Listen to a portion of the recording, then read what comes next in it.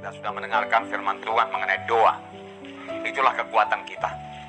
Tanpa berdoa, saudaraku, tidak ada orang Kristen yang kuat. Tanpa berdoa, saudaraku, kita akan jatuh pada pencobaan. Tidak sia-sia Tuhan Yesus berkata kepada murid-muridnya, tidakkah engkau sanggup berjaga-jaga 1 jam dengan aku? Berjaga-jaga dalam berdoalah supaya kamu jangan kena pencobaan. Ada musuh kita, saudara. Kita ini dalam peperangan yang terus-menerus. Jadi saudaraku tetap berdoa. Amin, saudara. Di samping itu, satu perkara yang penting lagi, saudaraku, kita harus, saudaraku, membaca firman Tuhan juga tiap-tiap hari. Ini makanan rohani kita.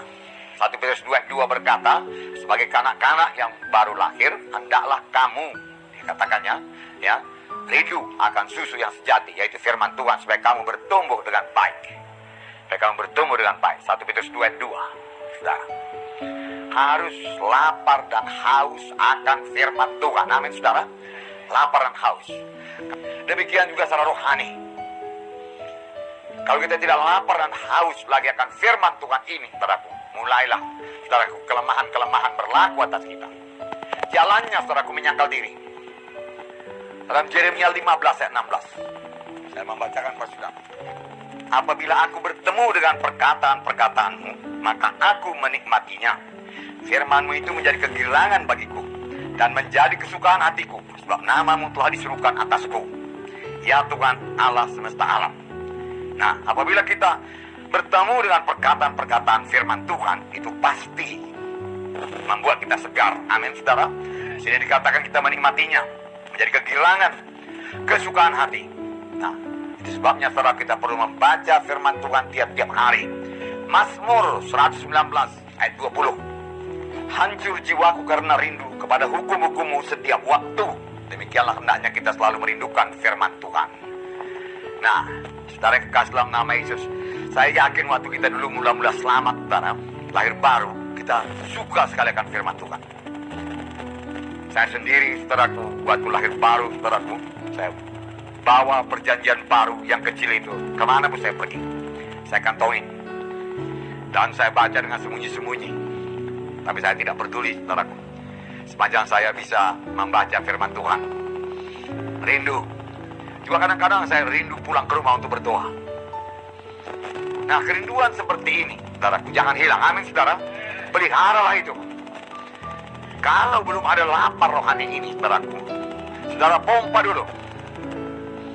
Ya, saudara, sangkal diri saudara untuk berdoa. Saya katakan waktu itu berdoa, sembah Tuhan dulu. Aku cinta padamu Tuhan Yesus. Besarlah engkau, ajaiblah engkau Tuhan. Luar biasalah engkau, luar biasalah firman-Mu Tuhan. Aku menikmati persekutuan dengan Engkau Tuhan. Haleluya, aku muliakan Engkau, aku tinggikan Engkau. Aku cinta padamu Yesus, aku cinta padamu Yesus. Amin, saudara. Ya, kemudian saudara akan bersekutu dengan Tuhan. Roh Kudus akan menolong saudara. Saudara sudah penuh dengan Roh Kudus, bicara dengan bahasa roh. Amin. Ya, kemudian saudaraku baca firman Tuhan. Nah, saudara, bagi saudara yang jarang sekali baca firman Tuhan dan belum mengikuti schedule, saudara, baca dulu perjanjian baru, saudara. Baca dulu perjanjian baru. Itu juga satu berkat. Renungkanlah itu, saudara. Itu akan mengubahkan hidup saudara, mengubahkan cara berpikir saudara.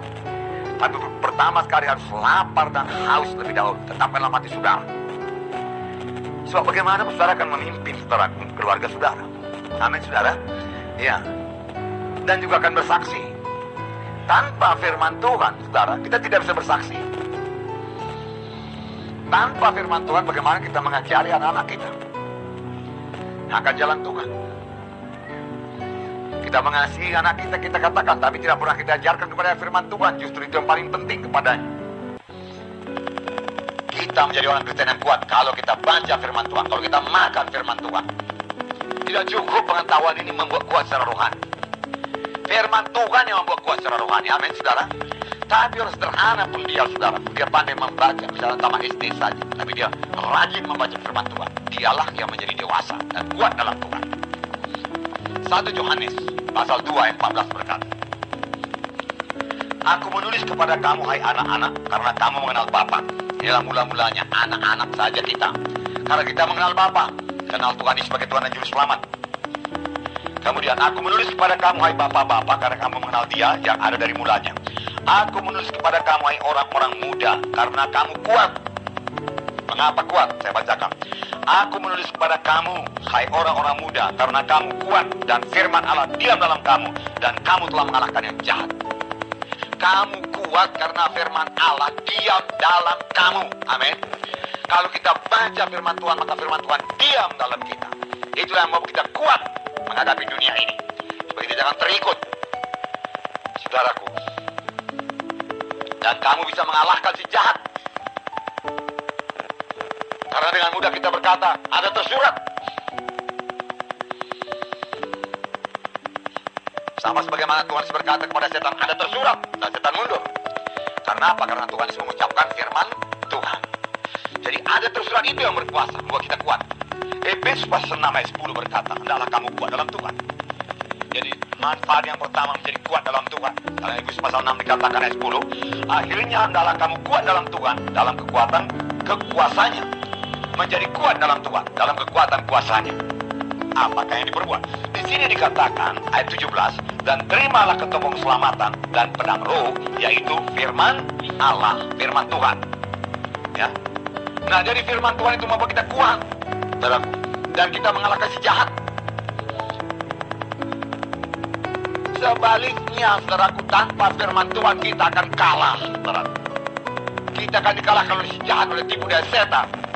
Oleh sebab itu jangan biarkan kita kosong dari firman Tuhan. Makan firman Tuhan tiap-tiap hari. Amin, saudara. Ya.